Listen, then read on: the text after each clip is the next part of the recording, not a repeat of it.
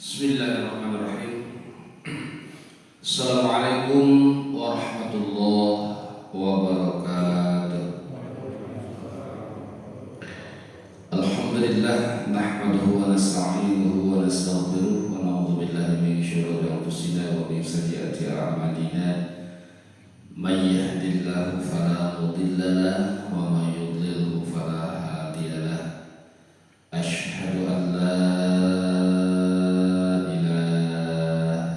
illallah wahdahu la syarika lahu wa asyhadu anna sayyidana wa nabiyyana wa maulana Muhammadan abduhu wa rasuluh la nabiyya ba'da amma ba'd.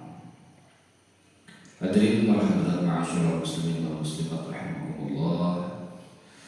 Puji dan syukur marilah kita panjatkan kehadirat Allah Subhanahu wa taala.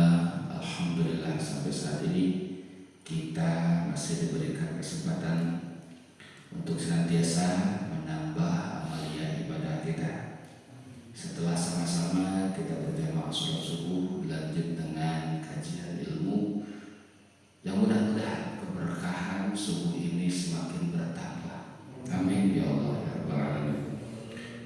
Salawat berkah salam semoga senantiasa dilimpahkan dicurahkan kepada baginda alam Habibana wa Nabiyana Muhammad sallallahu alaihi wasallam, pada keluarga, para sahabat, tabi'in, tabi'in kita sekalian. Alhamdulillah, ibu bapak hadirin hadirat rahimakumullah, untuk bulan ini pertemuan kita berturut-turut. Kenapa? Sebab salah jadwal. Insya Allah untuk memulihkan jadwal ini disambung dengan subuh yang kemarin, yang Sabtu kemarin, sehingga insya Allah di bulan depan dan selanjutnya kita normal kembali Sabtu pertama dan Sabtu ketiga. Adapun nanti kalau Sabtunya ada 5, ya ada 5, saya suka nawarin mau diisi apa enggak gitu. Jadi ada bonus itu Pak ya. Bukan berarti yang kelima itu nanti yang satu dilewat gitu. Jadi nanti gejolong lagi. Kalau jadwal tetap itu 1-3. Itu Pak ya. Alhamdulillah ibu bapak hadirin rahimakumullah, pembahasan kita di maqalah yang ke-37 ini merupakan maqalah terakhir dari babur rubai. Makalah terakhir atau pembahasan terakhir bab masalah 4 perkara. Insyaallah di bulan depan kita masuk ke babul khumasi, bab yang menjelaskan 5 perkara. Artinya setiap makalah itu isinya ada 5. Nah, di sini makalah yang ke-37 terakhir. Bismillahirrahmanirrahim. Wal maqalatu sabi'atu wa salasun, maqalah yang ke-37, qala ba'dul hukama. Qala berkata ba'dul hukama, sebahagian ulama ahli hikmah. Ahli hikmah yang dimaksud di sini, ibu bapak hadirin rahimakumullah, dalam bab akhlak atau dalam kitab-kitab tentang akhlak, atau lebih populer disebut dengan istilah ilmu tasawuf, ulama hikmah ini termasuk kelompok atau golongan aulia Allah, wali-walinya Allah Subhanahu wa taala. Sebab hikmah yang dimaksud di sini bukan istilah hikmah yang beredar di kita. Ya, kalau di kita yang namanya ahli hikmah itu biasanya tukang supranatural gitu lah, kalau di kita mah istilahnya ya. Datang aja ke ahli hikmah gitu ya. Ahli ada orang pintar itu istilahnya. Paranormal. Biar yang beredar di kita itu seperti itu Pak. Ya, padahal hikmah yang dimaksud di situ adalah ulama ahli ilmu hal. Sebab ilmu itu dibagi 3 Pak. Ya, ilmu itu dibagi 3 berdasarkan firman Allah Subhanahu wa taala, A'udzubillahi minasyaitonirrajim. Bismillahirrahmanirrahim. Ud'u ila sabili rabbika bil hikmah wal mau'izatil hasanah wajadilhum billati hiya ahsan. Nah, di ayat itu ya oleh para ulama disebutkan bahwa ilmu itu ada 3. Satu, ilmu yang disebut dengan hikmah. Yang kedua, mau'izatul hasanah. Yang ketiga, mujadalah. Ya, wajadilhum billati hiya ahsan. Nah, yang 3 ini Ibu Bapak hadirin rahimakumullah, semuanya bisa dilakukan oleh Rasulullah SAW. Bahkan beliau seoranglah yang bisa memikul 3 ilmu tersebut. Adapun setelah beliau tidak ada, ilmu yang 3 ini tidak bisa dipikul oleh siapapun ketiga-tiganya. Sehingga para ulama menetapkan bahwa ilmu di sini terbagi 3. Yang pertama, ilmu hikmah atau ilmu hal. Ilmu hal yang dimaksud adalah ilmu yang berisikan tentang kepribadian atau budi pekerti, yang urusannya ilmu ini mengatur kolbu. Ya, sehingga lebih populer disebut dengan ilmu akhlak. Nah, ini oleh Allah Subhanahu wa taala diberikan tidak terhadap umumnya manusia.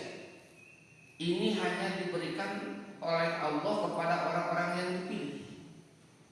Yu'til hikmata may yasha wa may yu'tal hikmata faqad utiya khairan katsira. Yu'til hikmah, Allah memberikan hikmah. May yasha, man kepada siapapun, yasha yang Allah kehendaki.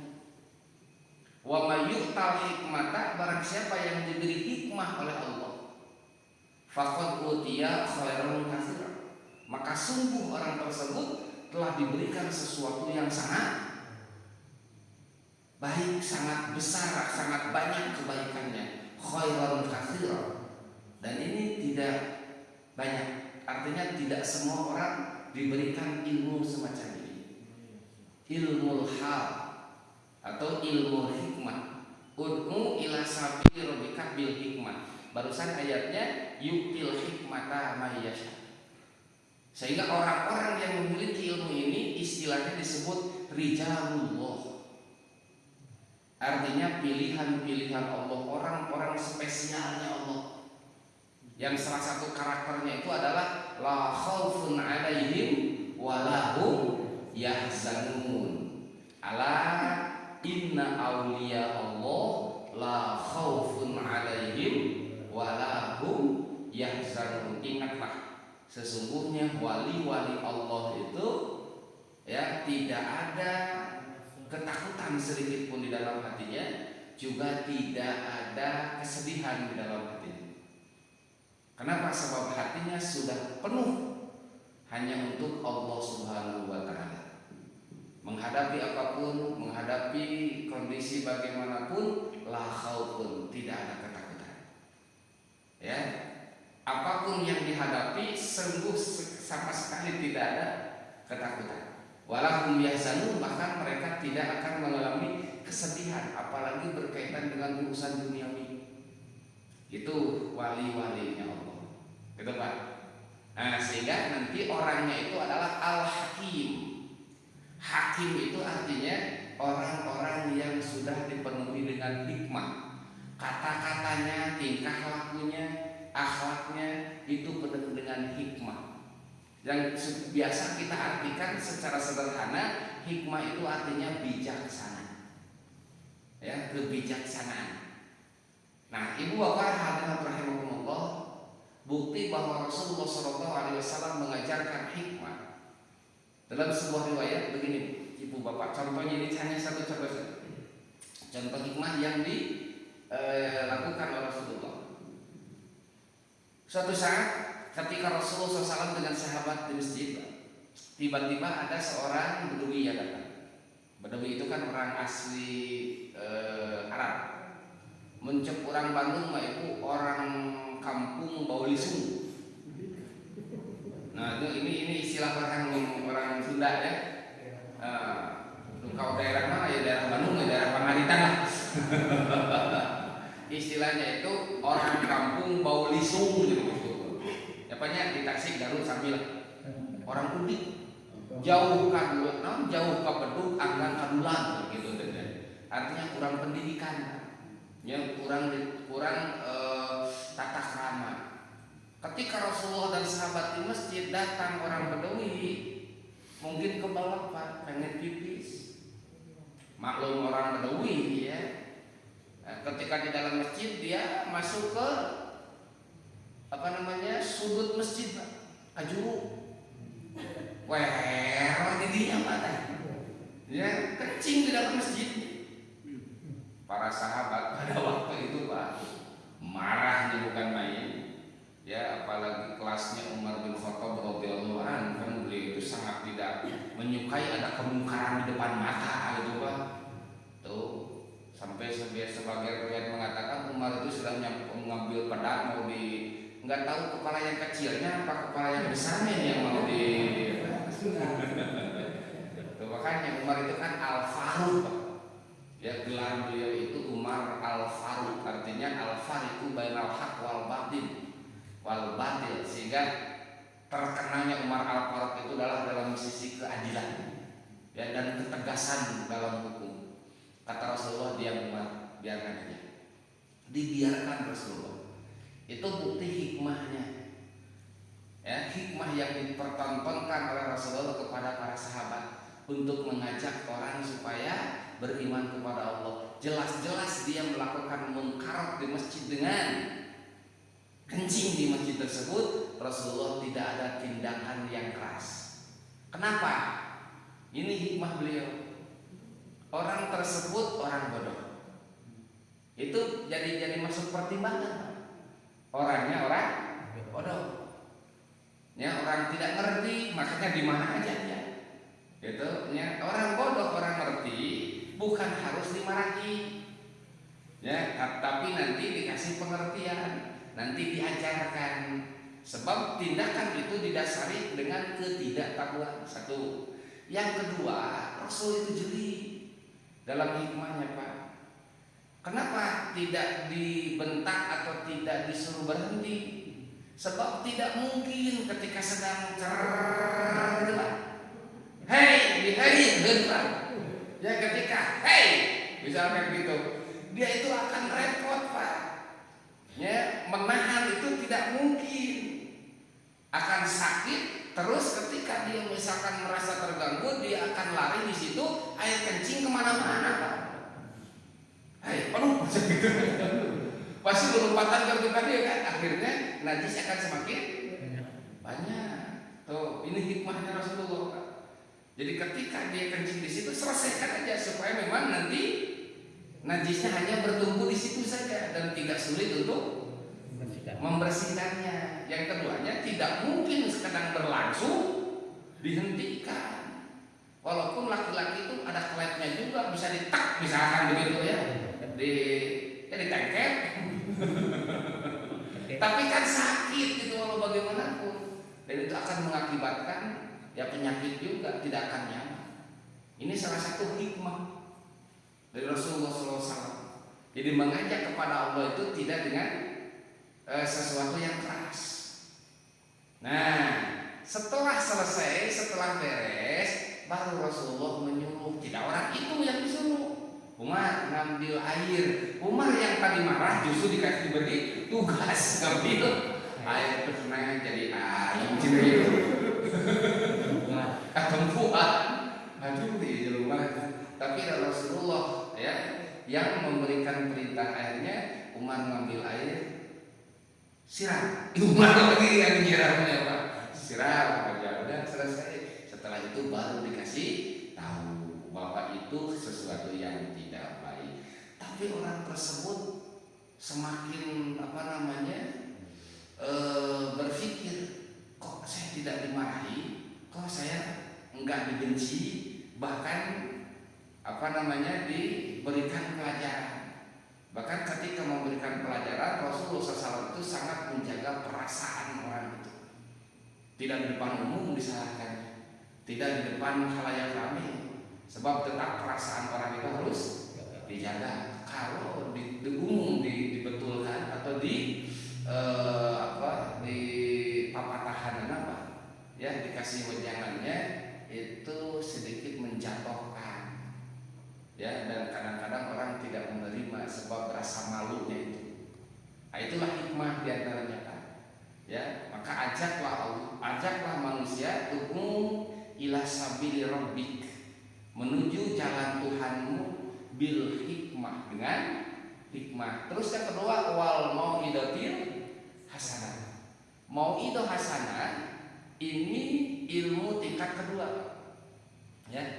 Ini ilmu tingkat kedua yang diberikan kepada ulama-ulama zahiriyah, artinya ulama ahli zahir, ulama ahli syariah ya, yang memberikan penjelasan isi agama itu dengan tutur kata yang baik, dengan tutur kata yang menarik. Sehingga mau'idatul hasanah itu adalah tugas orang-orang yang ahli di dalam mengajak, di dalam berbicara. Sehingga ketika berbicara orang-orang itu langsung mengerti, paham, dan mau mengikuti. Nah, ini para ulama, para mubaligh kalau di kita misalkan Pak ya, yang menyeru, mengajak supaya orang-orang itu menuju jalan Allah Subhanahu wa taala dengan gaya bicara, dengan tutur kata yang lemah lembut, atau dengan teknik-teknik yang bagus, sehingga kaum muslimin atau jemaah itu merasa tertarik untuk mau melakukan ibadah kepada Allah. Nah, itu tingkat kedua ya. Yang ketiganya, wajadilhum billati hiya ahsan, bermujadalah atau istilahnya mengadu argumen dengan cara-cara yang baik. Dan ini dikategorikan oleh para ulama ilmunya umarok, ilmunya para pemimpin. Untuk apa? Untuk menentukan aturan, untuk menjaga negara, untuk menjaga agama, untuk menjaga aturan-aturan kehidupan manusia atau rakyat. Sehingga pemerintah itu selalu diwarnai dengan adu argumen Pak, istilahnya di DPR, di MPR gitu kan. Untuk apa? Untuk menentukan aturan. Nah, dulu ketika Rasulullah SAW ya masih hidup, ilmu ini semuanya ada pada diri beliau. Beliau itu ya eksekutif, ya legislatif, Pak, ya yudikatifnya beliau itu. Setelah tidak ada, nggak ada yang mampu seperti beliau Pak. Makanya dibagi itu. Ketika Abu Bakar jadi khalifah, penasihatnya siapa, strateginya siapa, dibagi-bagi Pak. Dan sampai saat ini, maka ulama pun tergolong seperti itu Pak. Ya, ilmu itu seperti itu. Nah, hukama atau ahli hikmah ini orang-orang yang khusus oleh Allah Subhanahu wa taala diberikan ilmu hal, ilmu yang berkaitan dengan budi pekerti, ya, dengan akhlak. Intinya untuk menata qalbu, supaya hati ini betul-betul dipenuhi oleh sifat-sifat mahmudah. Ya, mahmud bukan mahmud Bu ya, mahmudah. Itu ya. Kalau mahmud itu apa Bu? Aduh, apa Ibu mahmudah? Bukan dipenuhi oleh mahmudah ini, oleh sifat-sifat yang terpuji, dan berusaha untuk menghilangkan sifat-sifat yang jelek. Ujub, riya, takabur, hasud, iri, dengki itu dikikis. Yang dimasukkan itu adalah sabar, ikhlas, tawakal, qanaah, zuhud. Itulah ilmu hal. Nah, sehingga punten Ibu Bapak sekalian, dalam hadis Rasulullah SAW riwayat Imam Tirmidzi, al-hikmah dhalatul hakim, akhadaha haitsu wajadaha. Al-hikmah, kalimat hikmah, tutur kata hikmah, wejangan-wejangan yang keluar dari para wali, dhalatul hakim, itu diibaratkan seperti sesuatu yang hilang. Mencekurang sudah mah lelengitan gitu ya, sesuatu yang hilang dari para wali. Akhadaha haitsu wajadaha, orang bisa mengambil kapanpun ketika dia menemukan.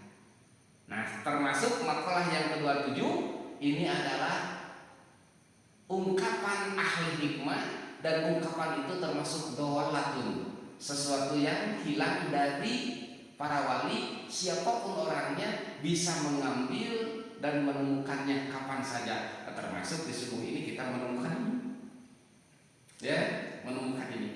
Nah, di antaranya apa yang beliau katakan, nanti bisa kita rasakan ya, isi daripada kalimatnya itu mengandung hikmahnya dari sisi mana. Nanti beda dengan ulama-ulama ahli fikih, ya, beda dengan ulama-ulama ahli tauhid. Mereka itu mengajak berpikir, Pak. Tauhid dan apa? Fikih itu. Dan ada sedikit perdebatan, ada sedikit adu argumen. Fikih berargumen, tauhid berargumen. Tapi kalau akhlak itu masuk ke hati, tidak perlu argumen. Setuju lakukan, tidak setuju ya tinggalkan, gitu ya. Sebab ulama hikmah itu atau ilmu hikmah itu sebetulnya akan diterima oleh hati nurani. Sebab yang disebutkan itu adalah intisari dari tujuan Allah mengutus Rasulullah SAW, yaitu liutammima makarimal akhlak. Rasul diutus bukan untuk memintarkan manusia, ya, tapi membangun akhlak yang baik, gitu ya. Bahkan istilahnya Pak, Allah pun memerintahkan kita itu untuk menata hati dulu. Huwallazi ba'asa fil ummiyina rasula yatlu 'alaihim ayatihi wa yuzakkihim. Yuzakki itu artinya membersihkan hati. Huwallazi ba'asa fil ummiyina rasula. Allah itu mengutus seorang rasul, gitu ya, yaitu Rasulullah yang dimaksud. Yatlu 'alaihim ayatihi, yang membacakan ayat Allah, artinya mengajak manusia kembali ke jalan Allah. Wa yuzakkihim, terus untuk membersihkan hati. Wa yu'allimuhumul kitab, baru keilmuan itu setelah itu. Jadi ditata dulu apanya? Hatinya. Sebab kalau ujug-ujug ilmu tapi hati tidak ditata, ini kemungkinan besar ilmunya banyak, hatinya sombong. Sehingga nanti semakin banyak ilmu, semakin merasa bahwa saya lebih unggul dengan yang lain. Sehingga pandangannya itu selalu merendahkan yang lain ada di bawah saya. Nah itu kalau ilmu duluan terus akhlaknya kurang. Maka al-adab qoblal ilmi, adab itu sebelum ilmu. Tata dulu hatinya, ya, penuhi dengan sifat ketawaduan. Kalau sifat ketawaduan sudah berada di dalam hati, sudah menjadi karakternya, ketika mendapat ilmu akan semakin tawadu, semakin berisi, semakin merunduk. Itu diantaranya Pak. Maka ilmu akhlak itu sangat luar biasa. Nah, beliau mengatakan jami'ul ibadat minal ubudiyah. Kalimatnya juga Pak sudah indah seperti ini. Tapi indah saya cek mengerti Pak, itu ngerti mah indah belah mana? Itu ya mataku belum ngerti, oke Pak. Ya orang yang tahu lah yang akan bisa menikmati Pak. Al-Quran dinyatakan sangat luar biasa kalau dia paham tata bahasanya, baru bisa merasakan. Wajilat qulubuhum wa idza tuliyat ayatuhu zadatuhum imana, itu untuk siapa? Tidak untuk semua orang. Kalau dia ngerti paham, itu akan bisa rasakan. Idza dzukirallahu wajilat qulubuhum, ya. Seperti gini Pak, orang yang ngerti lukisan, orang yang lagi lukisan itu bisa menikmati ya dari setiap lukisan yang terluar gitu. Kalau kita mah yang nggak ngerti, nah jemput kiu di kamar ya ini asal jeung anak SD asa halus dengan anak SD, padahal dari lukisan tersebut kan ada makna di dalamnya untuk yang ngerti, yang tidak ngerti mah. Ya, seperti misalkan dulu maestronya Pelukis itu siapa? Ahmad Afandi ya Pak ya? Yang gambarnya itu ya gitu, itu hati. Ya, katanya semakin butuh teh semakin bagus katanya. Kan orang mana tidak mengerti hal itu. Iya betul. Halus gentok gitu. Tapi maknanya katanya seperti itu. Seperti orang yang misalkan ahli seni gitu kan, dia bisa menikmati setiap seni. Kan orang-orang yang tidaknya nikmat, apa itu tidaknya nih? Yang tidak ada unsur seninya, makan seni dihina dan lain sebagainya, sebab dia tidak bisa menikmati seni tersebut. Begitu Pak? Ramai begitu ya. Nah kalau sudah masuk ke fikih ya ke tauhid ya argumen lagi nantinya. Yang ada hanya kekerasan hati Pak. Ayo debat gitu deh, debat. Yang diinginkan dari debat apa biasanya? Kemenangan gitu kan. Kalau menang bangga, berarti dia tidak punya perasaan. Orang yang kalah pasti malu gitu ya. Atau misalkan harga dirinya turun dan itu tidak dirasakan. Nah, gitu. Tertawa di atas penderitaan orang lain gitu. Kurang berakhlak gitu. Ya semacam itu. Nah ini jami'ul ibadat minal ubudiyah.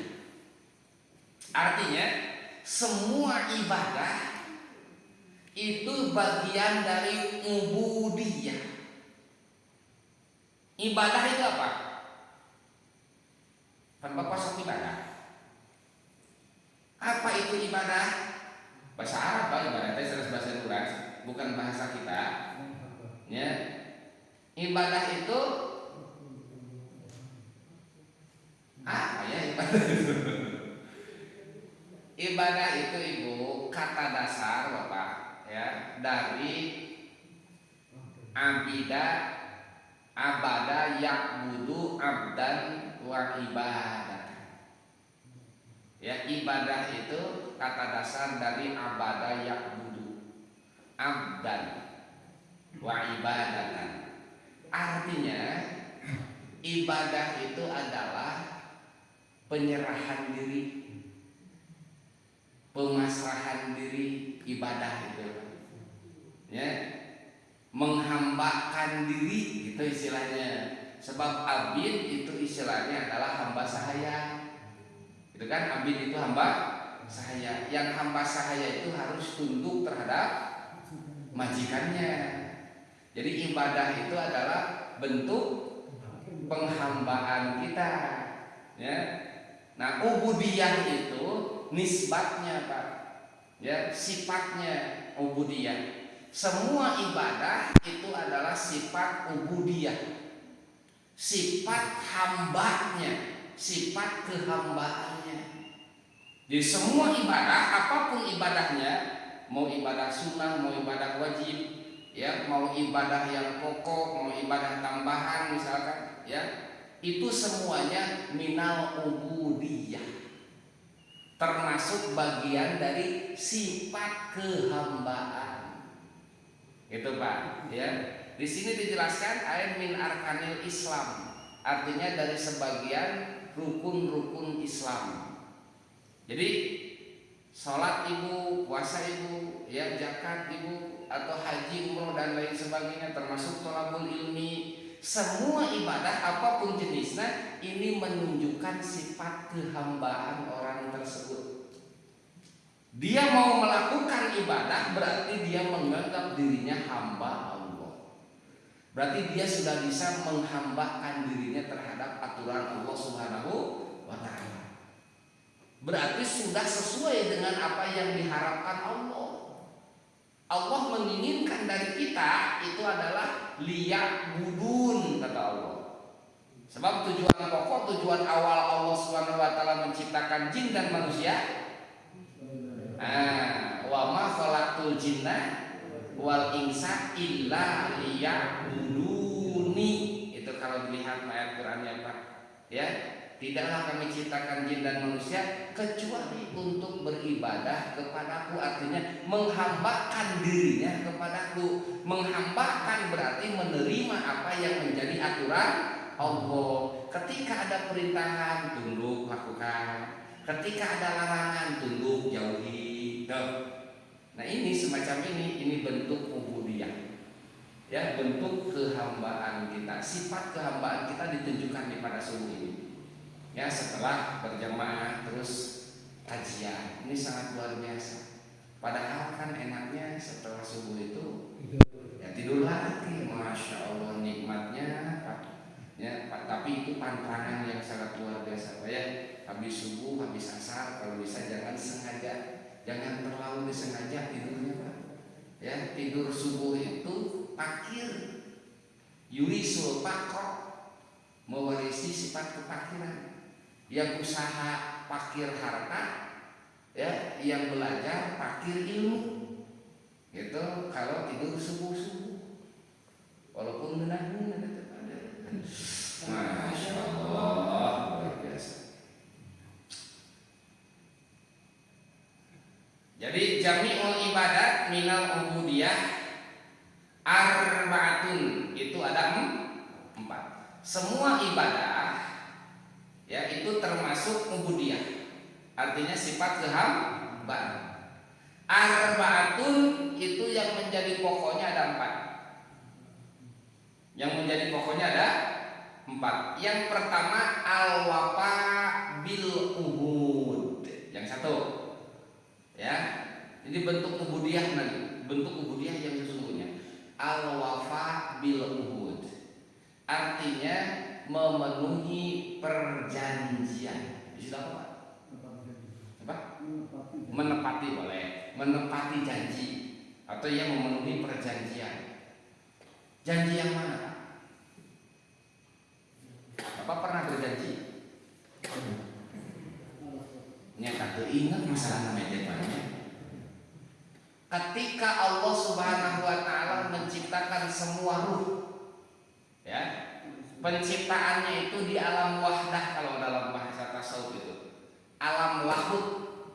Setelah tercipta di alam lahut diturunkan ke alam jabarut, dan di alam jabarut tersebut Allah bertanya kepada ruh semua. Jadi sebelum semua diciptakan itu, Pak, dilahirkan di muka bumi ini, terlebih dahulu Allah menciptakan ruh sesuai dengan rencana Allah berapa miliar manusia yang akan lahir di bumi ini. Ya, ruhnya itu sudah ada. Sehingga yang namanya ruh itu, Pak, satu kelahiran, artinya satu kun fayakun.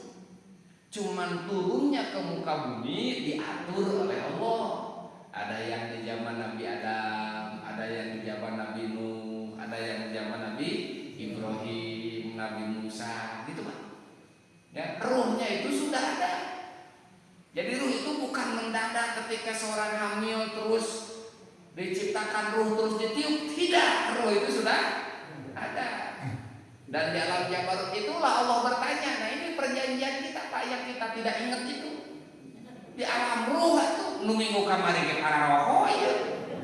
Di alam ruh itu ingat-ingat. Di alam ruh Allah bertanya, alastu birabbikum? Qalu bala syahidna. Ini, Pak, perjanjian kita dengan Allah Subhanahu wa taala. Setelah ruh tercipta semua, Allah bertanya, alastu birabbikum? Apakah aku ini bukan Tuhanmu? Qalu, mereka menjawab, ruh kita, ibu bapak sekalian, bala syahidna. Artinya, iya, engkau Tuhan kami dan kami bersaksi. Ini perjanjiannya, Pak, kami bersaksi tiada Tuhan selain engkau. Itu, Pak.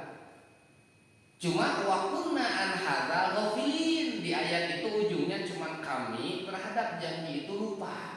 Maka untuk mengingatkan janji kita kepada Allah, Allah menurunkan nabi dan rasulnya supaya kembali terhadap perjanjian kita kepada Allah untuk tunduk kepada aturan Allah. Itu, Pak. Ya, coba dicari ayatnya oleh Bapak di dalam Al-Quran. Baca dari Fatihah sampai Anas, nanti ada ayat alastu birabbikum qalu bala syahidna. Dan itu janji kita, Pak. Nah, bentuk ubudiyah Yang sesungguhnya itu adalah ini al-wafa bil uhud, menepati janji. Janji kita akan mengabdi kepada Allah. Maka ketika manusia dilahirkan di muka bumi dan dia taat terhadap aturan Allah, dialah hamba Allah yang sesungguhnya. Disebut dalam Al-Quran ibadur rahman, artinya hamba-hamba Allah yang maha rahman. Semua perintahan dilakukan, semua larangan dijauhi. Ketika ada kesalahan dikarenakan hawa nafsu, kesalahan dikarenakan misalkan tergoda atau sedang lupa diri misalkan, dia cepat kembali lagi kepada Allah, beristighfar kepada Allah, memohon ampun dan memperbaiki apa yang dilakukannya. Itu hamba Allah. Dan bahkan punten ibu bapak sekalian, yang namanya hamba Allah ya nggak perlu diaku-aku, ya nggak perlu diaku-aku, hamba Allah.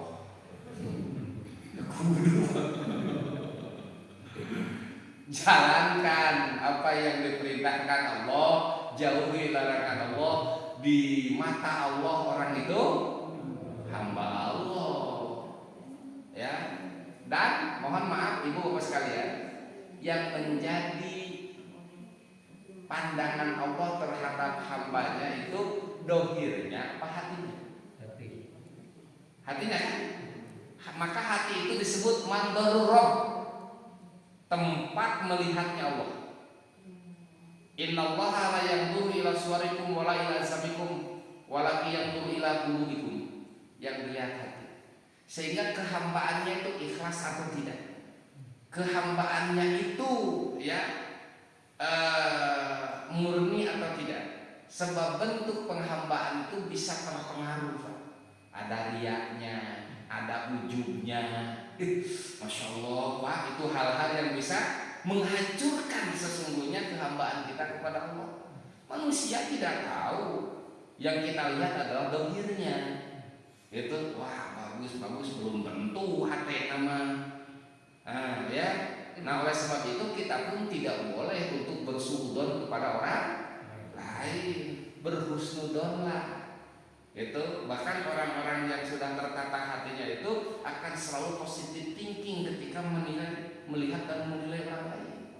Sampai orang-orang yang takwa itu Pak, orang-orang yang hatinya dipenuhi dengan ketakwaan itu melihat orang lain itu lebih baik, bahkan mereka lah yang akan selamat, kami lah atau saya lah yang akan celaka. Positive thinking Pak.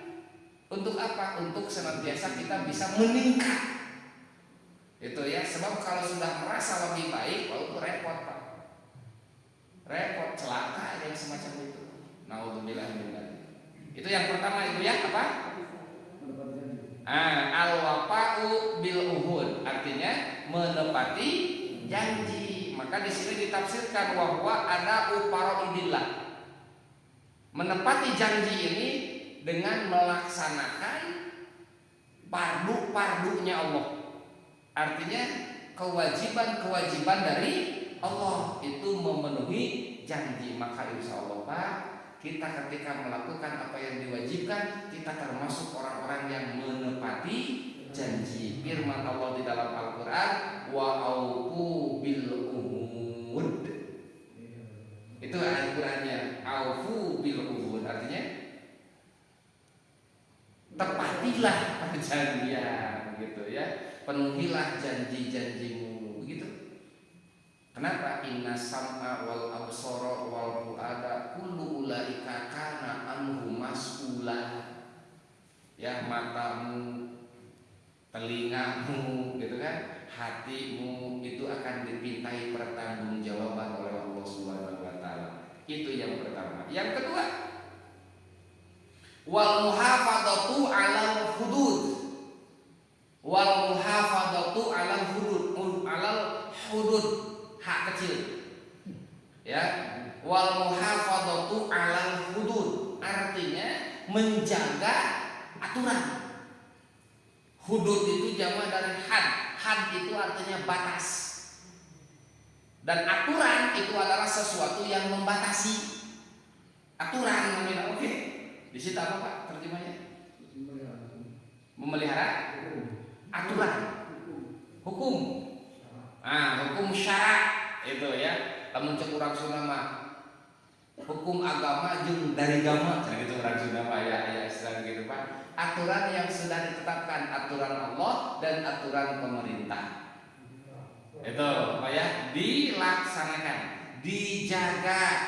Apa yang dimaksud dengan muhafadzah alal hudud, menjaga batas, menjaga aturan, yaitu ijtinabu muharramatillah, menjauhi apa yang dilarang, yang diharamkan oleh Allah. Sebab hudud itu, batasan itu adalah hal-hal yang dilarang oleh Allah. Jangan sampai melampaui batas. Melampaui batas berarti melanggar aturan, itu namanya. Ya. Dan semua aturan kita sebetulnya sudah tahu. Mana yang diharuskan, mana yang dilarang kita sudah tahu. Nah, bentuk ubudiyah itu adanya di situ, Pak. Maka maaf, yang dimaksud dengan ibadah itu bukan hanya melakukan kewajiban, menjauhi kemaksiatan pun ibadah.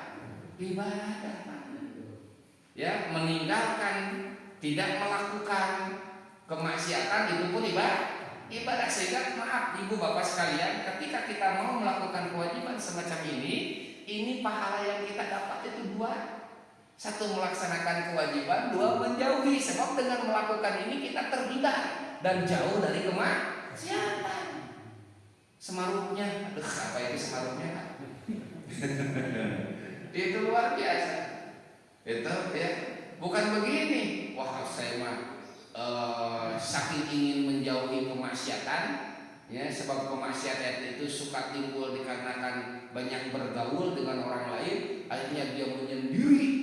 Kagungung, abdi Mesir maksiat moal ka mana ka Cintara, ka Rasatara misalkan gitu. Atau maksiat deui wae ka mana gitu ya. Nah itu yang dimaksud Pak ya. Jadi menghindar dari kemaksiatan, tidak melakukan dosa itu pun termasuk ibadah. Makanya takwa itu definisinya imtisalu awamirillah wajtinabu nawahi, melaksanakan perintah, menjauhi larangan. Berarti menjauhi larangan itu ibadah. Bahkan maaf Pak Ibu, ketika Bapak misalkan Ibu dihadapkan satu kemaksiatan yang sebetulnya kita itu mampu dan bisa melakukan pada saat itu, tapi Bapak Ibu misalkan dengan segenap kekuatan hati menahan dan meninggalkan, menjauhi, itu sangat luar biasa. Menghindar langsung dari kemaksiatan. Wah Pak, dalam satu riwayat kebaikan tersebut ternyata bisa dipakai tawasul. Apa itu tawasul? Pas tawasul berwasilah, pelantara, ya. Ibu bapak pasti pernah mendengar riwayat 3 orang pemuda yang masuk goa dan mulut goanya tertutup batu. Sering kan ini sahih hadis masalahnya Pak. Ini populer. At-tawassul bil a'malis sholihah. Tawasul dengan amal saleh. 3 pemuda itu kan salah satunya yang bisa dipakai tawasul kan itu Pak. Yang pertama ngomong, ya Allah, saya ini penjual susu. Ya, yang susunya itu dari hasil memeras sendiri. Nah, setelah diperas, saya tidak jual sebelum disetorkan ke ibu, gitu kan? Yang pertama itu. Nah, terus dikasihkan ke ibu, ibu disuruh menikmati dulu sepuasnya. Setelah itu baru dijual. Dan itu saya lakukan setiap kali mau berjualan susu, baik pagi maupun sore. Ya Allah, kalau ini perbuatanku dianggap baik menurutmu, tolong geserkan batu tersebut. Apa yang terjadi? Bergeser. Berarti berbuat baik kepada orang tua itu amal yang sangat luar biasa. Terus saya kasih tahu kepada ibu-ibu, jangan terlalu banyak mempengaruhi perasaan suami ibu. Sebab ada aturan yang beda untuk para bapak ini, ya, memperhatikan orang tuanya lebih wajib daripada ke ibu. Ya, beda dengan ibu. Kalau ibu mau berbuat baik kepada orang tua ibu, mesti ada izin ke suami, walaupun itu duit ibu. Ya, tapi harus ngomong, istrinya minta izin ke suami. Kalau suami tidak mesti bebeja ke ibu, sebab ibu mau izinan, paling kena. Ya, makanya ada novel itu yang itunya apa bu? Suamiku milik, aku milik suamiku, suamiku milik ibunya. Maca lalu saya itu ya, aku milik suamiku, suamiku milik ibunya. Itu bu, kalau misalkan suami terlalu memperhatikan istrinya sampai ibunya terlantar, apapun yang dilakukan tidak akan jadi amal soleh. Bu, yang celaka itu kebanyakan dikarenakan durhaka kepada ibu. Kalau orang ibu maling kundang durhaka atau durhaka kepada ibu. Alqamah zaman Rasulullah celaka terhadap siapa? Ibu juga. Jurayj, Nabi jabat Bani Israel terkena fitnah besar dikarenakan ibu. Sebab sumber keberkahan adalah ibu. Memang wanita itu ibu, masya Allah, makhluk Allah yang sangat spesial. Sebab di tubuh ibu itu sebetulnya ada sesuatu yang beda dengan yang ada di laki-laki. Di jasad ibu itu ada sifat Allahnya di situ. Ada rahim. Rahim itu kan artinya kasih sayang. Maka kasih sayang ibu terhadap anak beda dengan bapak ke anaknya. Bapak mengadek pean unggul, ya lililah nama gegedina di saha di ibuna. Mata kanyaan indung dengan sakepel kunyit, kanyaan bapak sakepel muncang sekurang sunat mah, ya gitu. Kasih ibu sepanjang masa sepanjang jalan. Kasih ibu dengan kepada beta gitu nih. Lagu beta Beta dengan bagai sang surya di dunia tidak akan ada henti-hentinya. Ya, maka suami kita itu harus berbaktinya ke siapa? Ke ibunya, ke bapaknya, dan yang paling pokok itu ibu. Ya, tapi bapak kayak yo, jangan sampai menyakiti perasaan istri juga.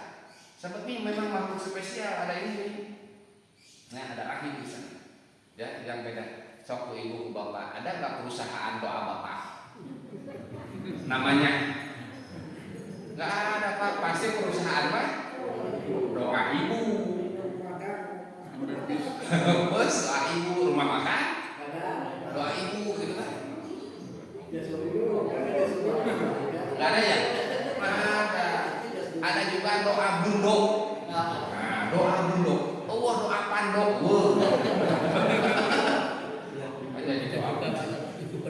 Oh, ibu pertiwi, ibu kota, ibu ada ibu.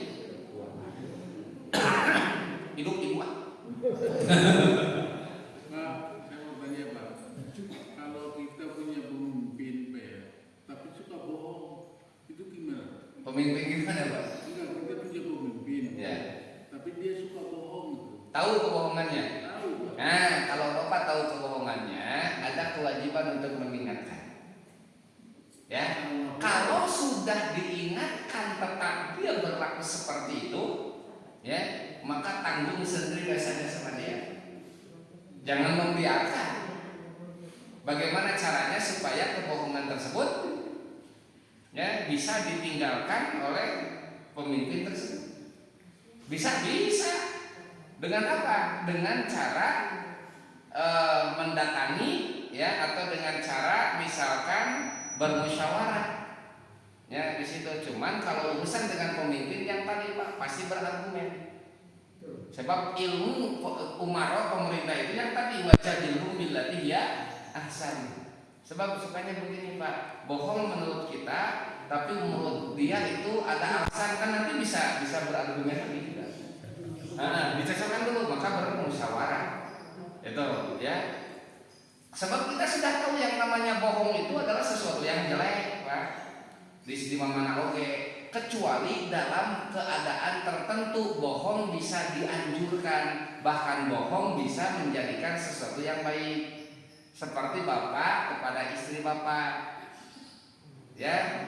Tapi lain bohong, ini lain dia dalam benar. Bohong mana gitu? Ketika ibu masak misalkan, terus nanya ke bapak, Pak gimana rasanya? Mantap. Padahal rasanya bahkan ke bapak, wah, masya Allah, ini tidak akan ditemukan di restoran manapun. Jadi benar. Tapi kan untuk menjaga perasaan, bohong di situ dibolehkan, boleh. Bismillah. Pak gimana baju ini? Wah, Cinderella geleh, untuk menyenangkan itu boleh, ya. Atau bohong dalam berperang itu wajib. Mana perang jujur aja Pak. Perang jujur, pasukan saya sekian bersembunyi di sini. Nah, wassalam mereka kata. Maka Alkitab khidaun, perang itu tipu daya, dan tipu daya adalah bohong. Jadi di saat kapan, saat bagaimana bohong justru bisa jadi ibadah. Ada orang yang mau dibunuh masuk rumah kita, terus datang orang yang menyusul bertanya, ada orang sini nggak? Nggak ada. Berbohongnya kita bermanfaat itu, ya. Tahu ini orang akan disiksa misalkan atau akan dibunuh, dan kita pura-pura tidak nggak melihat, dari tadi juga saya nggak melihat apa-apa, ya. Padahal orangnya ada di dalam untuk diselamatkan. Bohong itu boleh juga. Begitu Pak ya. Nah lanjut yang tadi tenang itu. Bilang ngadu. Ya. Menjaga sesuatu yang diharamkan itu namanya muhafadzah alal uhud. Tuh diantara, tapi nabek mengkol kadoa ibu itu ya jauh-jauh teh. Nah, Islam ini termasuk sugan nyambung deh teman-temannya, nanti ada pembahasan usul. Yang ketiga, wasobru alal mafhud. Nah ini bentuk kehambaan yang sesungguhnya Pak. Wasobru alal mafhud, bersabar terhadap sesuatu yang hilang. Bersabar terhadap sesuatu yang hilang. Mafhud itu artinya hilang. Di situ apa Pak?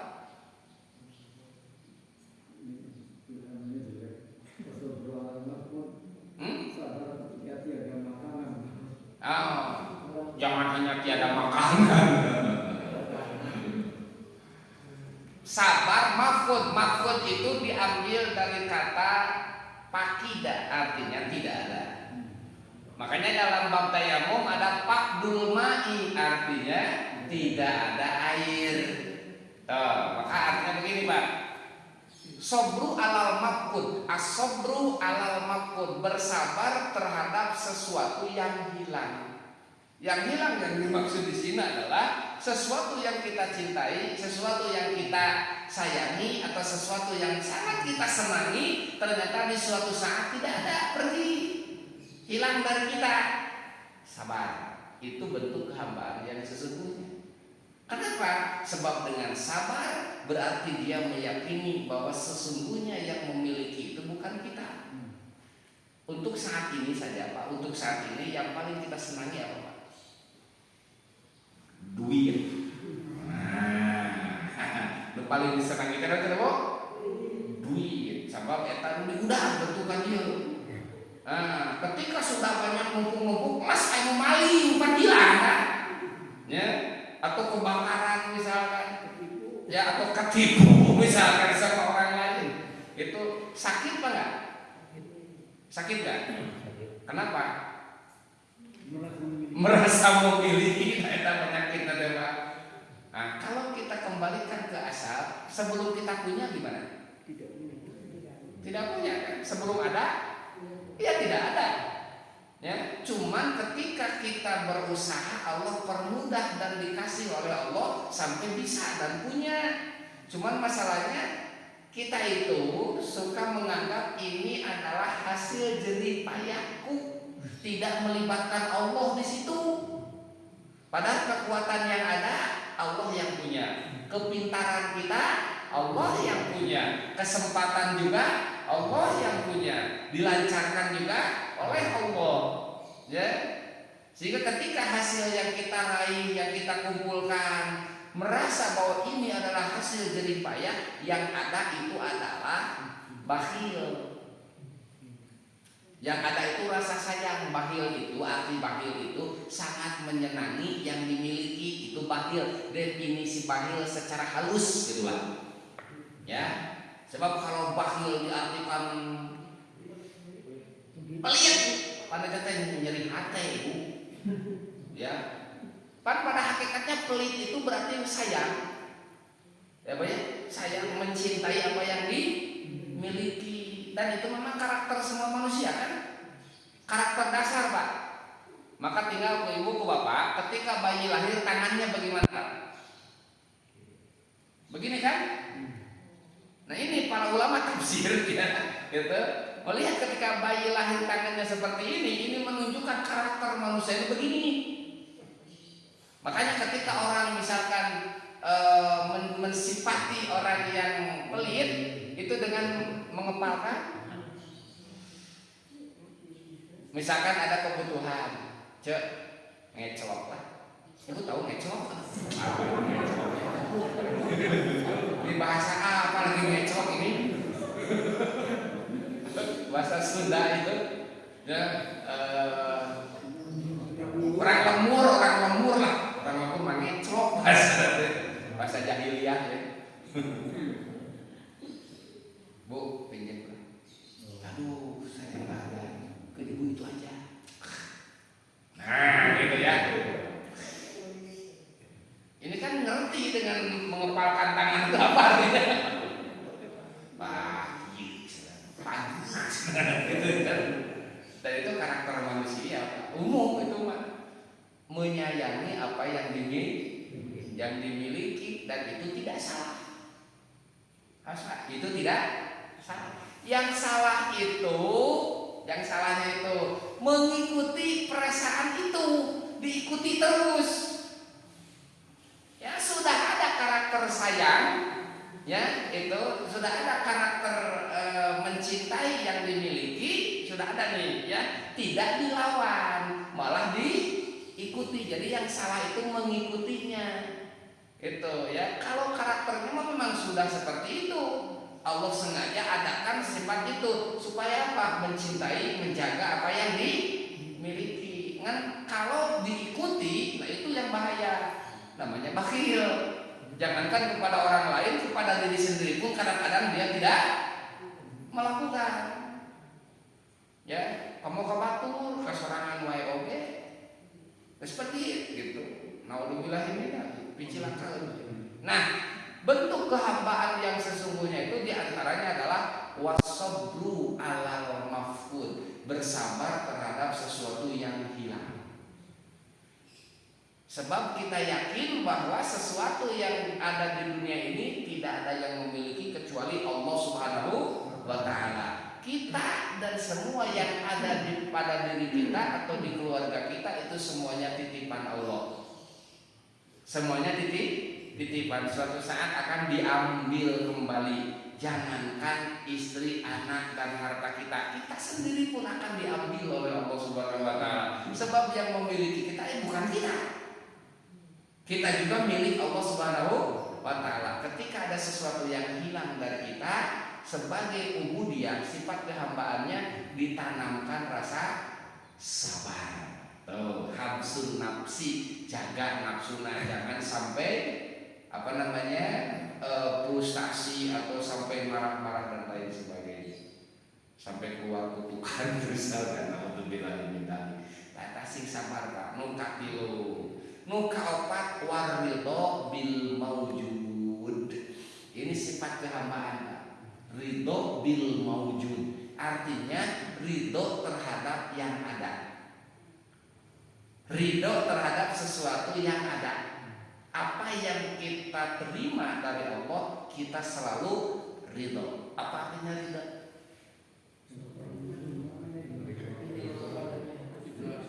Apa ridho ya?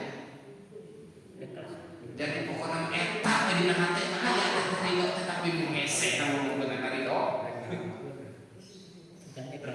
Bukan ikhlas. Ridho dengan ikhlas tidak sama. Walaupun ridho dengan ikhlas selalu berdampingan. Ikhlas, ridho, korban ridhoan.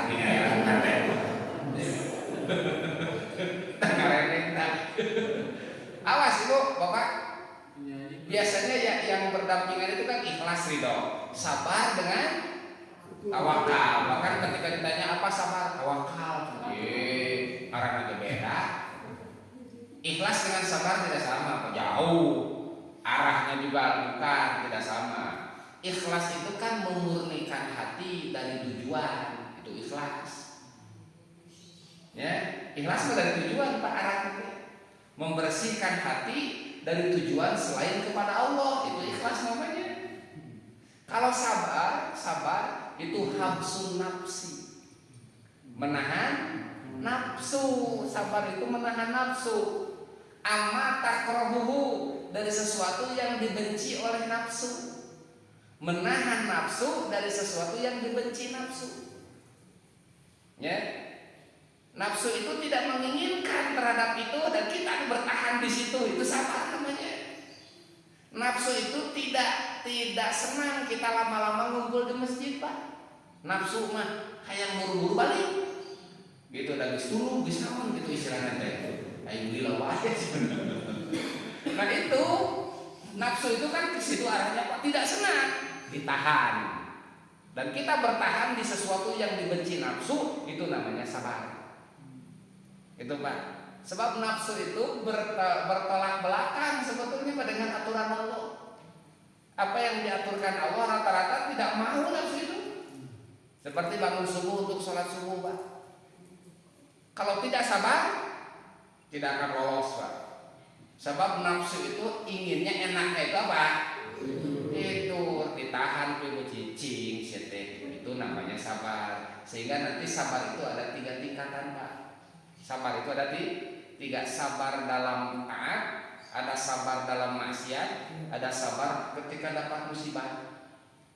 Sabar di dalam ketaatan artinya sabar melakukan. Sebab tanpa ada kesabaran mana mungkin orang tersebut bisa melakukan ibadah. Sebab ibadah itu sangat bertolak belakang dengan nafsu. Ketika lolos mau melakukan termasuk sabar. Cuman kata-kata sabar itu ibu bapak jarang keluar dalam urusan ibadah, dalam urusan maksiat. Sabar keluar ketika ada musibah. Baru ada kata-kata sabar, sing sabar. Sabar ya. Gak ada. Kaum muslimin muslimat mari kita berjamaah dan kita harus bersabar ya. Darah keluar. Yang gerak sholat saya sing sabarnya. Dia darah keluar sabar. Padahal pada hakikatnya maunya dia melakukan ibadah itu sabar, sebab nafsu ditahan di situ. Dan kedua, sabar terhadap maksiat. Maksiat semuanya itu sesuai dengan nafsu dan inginnya itu. Dan ditolak lagi, ditahan lagi. Gitu ya, ditahan lagi maksiat sampai tidak melakukan, itu sabar juga namanya. Itu Pak. Ya, terus ketika mendapat musibah tidak enak, nafsu itu inginnya berontak, ditahan juga, itu namanya sabar. Jadi sabar itu habsun nafsi, menjaga nafsu, menahan nafsu amma takrahu, dari sesuatu yang tidak disukai oleh nafsu. Itu sabar namanya. Dan sabar ini termasuk ubudiyah, sifat kehambaan yang menjadi fondasi. Sabar terhadap sesuatu yang ada, apapun yang kita terima dari Allah Subhanahu wa taala, keadaan apapun dibarengi dengan sabar. Itu ubudiyah yang sesungguhnya. Henteu nyalahkeun batur, teu nyalahkeun saha. Ayo we mau coblak misalkan pisang cuma tidak disabaran baik. Gitu Ibu Mas sekalian. Ya, itu sampai berapa lama sabar? Sabar sampai berapa? Sabar itu tidak ada batasnya sebetulnya Pak. Kalau sabar ada batasnya, itu sabar ya. Sampai berakhir Pak. Ulah iya, sabar kayak batasnya. Sabar mah nggak ada. Iya. Sabar itu, tapi maaf, sabar itu bukan berarti kita menerima apa adanya.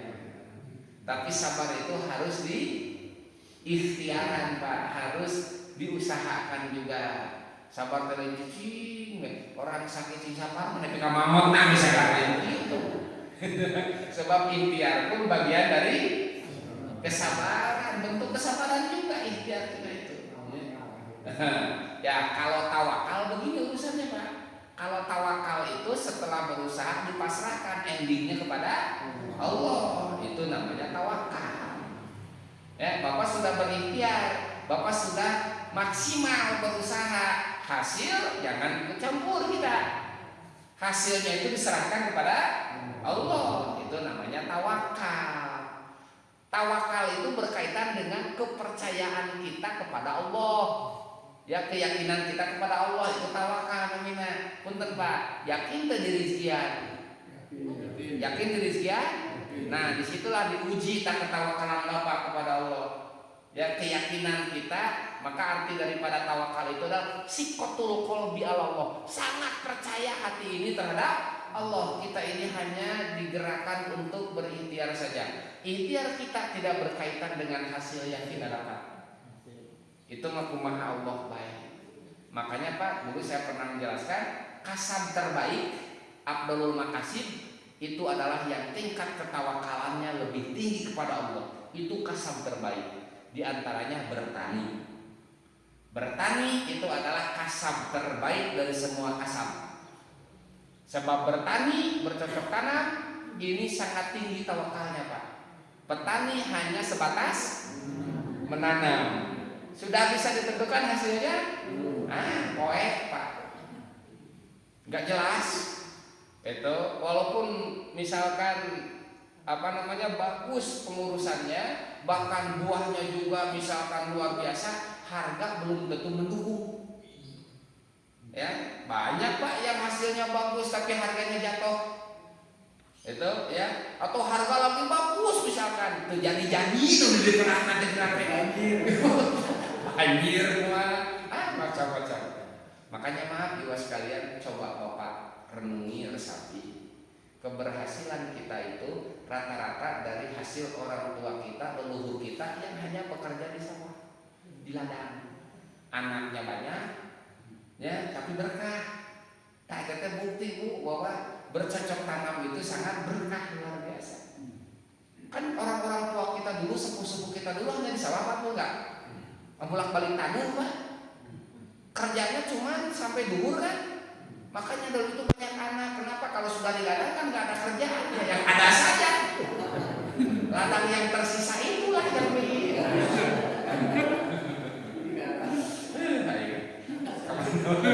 makanya orang tua itu banyak anaknya Pak dulu itu. Tapi masya Allah berkah sampai bisa mewaris, ya, memberikan warisan kepada anak-anaknya, dapat tanah ini padahal ukur di sawah.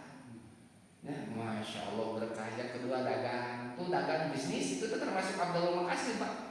Sebab apa? Dagang pun belum bisa diprediksi hasilnya. Sebab kalau laku itu baru ada keuntungan. Ya kalau tidak laku rugi riwayat. Bangkrut bisa oleng gitu Pak. Ya, yang kedua ada. Yang ketiga itu karyawan swasta. Karyawan swasta pun itu termasuk Abdul Makasib tingkat ketiga. Ya, tawakalannya sudah agak berkurang sebab hasil sudah terbayar. Cuman masalahnya kalau full bekerja baru dapat segitu. Kalau tidak bekerja kena potongan gitu deh. Yang keempat yang kurang Abdul itu pegawai negeri punten-punten. Sebab pegawai pemerintah itu santai Pak. Rek gawe rek henteu ngucur we gitu. Banyak hararees we makanya kurang berkah. Bukan tidak halal. Ya, bukan tidak halal, kurang berkah. Sebab tingkat ketawakalannya enggak ada apa tuh tawakal kumaha geus ditantukeun. Gawe rek henteu oge anggar we ngurunyungan dan lain sebagainya. Makanya sangat tidak berkah, bahkan bisa jadi tidak halal kalau hanya nebeng saja, kerja tidak. Kata orang Sunda mah teu kakesangan. Ya, Pak. Gaji buta kalau di masa itu masuk fingerprint, tring lain gitu, sare tring, ya, akhir kurang busur, cuma berkah beres dari pegawai negeri setruk dijamin. Misalkan, ya, nauzubillah ini, begitu banyak. Nah, makanya harus sabar. Jadi 4 hal ini termasuk ubudiyah. Mudah-mudahan.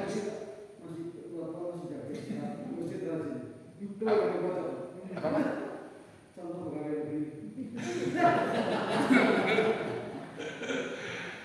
Masya Allah. Tapi kalau Bapak misalkan ketika bekerja sesuai dengan aturan, ini saya yang maaf Pak, saya kan saya penyuluh nih, ya. Cuman kan saya honorer. Itu tidak sedikit pekerja itu yang di kantornya itu pagi-pagi itu kita pakai seragam, asukan. Kita datang aja sekarang, berarti kan tidak sesuai. Mau dibilang benar. Terus kan kalaupun tidak ada kerjaan, kita harus berdiam di tempat kantor kita kerja. Ini mau shopping, sore datang dari banyak rumah, cita-cita. Kalau saya mah honorer Pak, tidak terbatas. Kalau yang itu mah sudah ada ikatan itu mah tidak boleh dan akan tidak halal yang diterima kalau tidak menempatinya itu, ya, tidak sesuai, tidak pas. Makanya saya tidak katakan tadi bukan haram, ya, tapi dari sisi keberkahan, ya, tetap Abdul Makasih itu yang tingkat ketawakalannya lebih tinggi, itu berkah, keberkahan, begitu, ya, itu diantaranya.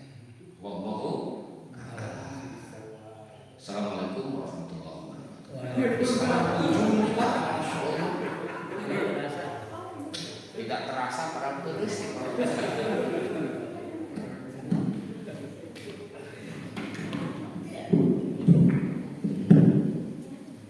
Ini dimatikan masih bunyi ada.